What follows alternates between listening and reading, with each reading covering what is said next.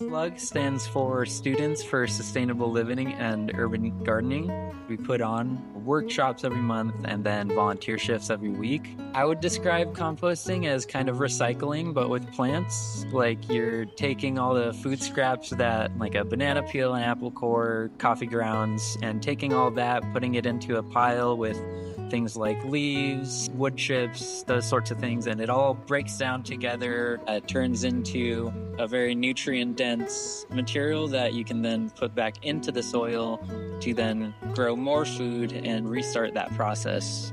Like if you think about a forest, there's no such thing as waste. Everything breaks down and becomes food for insects or becomes soil matter. Everything gets recycled, and compost is a way that we can do that with our food as well and kind of mimic that natural ecosystem. Composting is a really great way to just reduce your waste and be able to give back to the earth and to the garden and stuff like that. It's super cool to see that process and like how your small contribution can help so much. The compost piles here at the SSLUG Garden are probably the most viable way of composting. Being South Campus here, it's hard for a lot of people that are North Campus or maybe off campus to actually contribute to that. I definitely think it can be a little bit like daunting or inaccessible. The idea of starting to collect that, it just feels so much easier to just throw it away.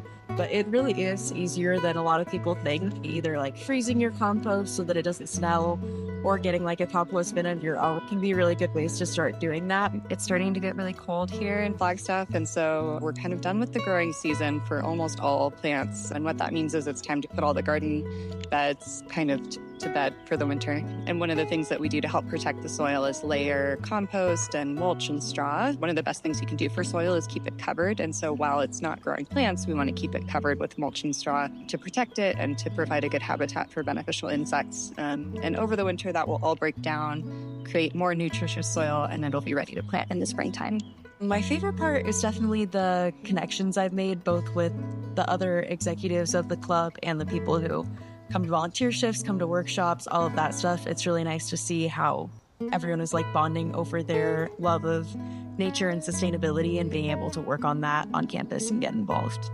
Being able to get people into sustainability and like teach people about gardening in a way that like they won't even realize that they're learning. One of my favorite things is when someone shows up who has never had the opportunity to garden before. It's really magical to plant a seed and watch it grow and get to produce your own food. And so getting to facilitate those experiences for people and also just kind of like help them reintroduce themselves to the land is really special to me. When you get into gardening, you get into that headspace of taking care of, the world around you. I think people can learn a lot about sustainability and their own contribution, especially because it can feel really hard when you're like learning about climate change and all of these issues. I think composting and gardening are great ways to get outside and get involved with sustainability. I think it teaches you a different way of being. Like it teaches you to have a different relationship with things that aren't human. Like you start paying attention to like what the earthworms are doing, and you start paying attention to the quality of the soil and the weather and the birds and the pollinators that show up and how your plants are doing. And I think it helps you reconnect with the environment and the land that you live on and with all of those plants and animals that are really special, but you might not pay attention to otherwise.